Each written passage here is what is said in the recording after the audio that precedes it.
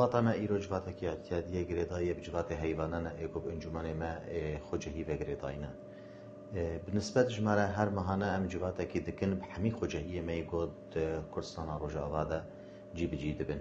لسر وجی مجاره ما گریداین یک جیو گوتی مسئله کارو باره با خوجهی هانا که گریدای سر خباطا با انجمن هانا که سر گریدای سر توجیهات انگو ام ددن با خوجهی هانا که هر وهاجی گریدای سر روشا سیاسی بگشتی کو ایر روج حریما کردستان سویتی و درباس بی اما بالنسبة جمارة ام حز دکن گو اف خوجهی هانا که لگور سیستم گو انجمن بو خدانیه لگور برجواندین گو ایر روج ملت ما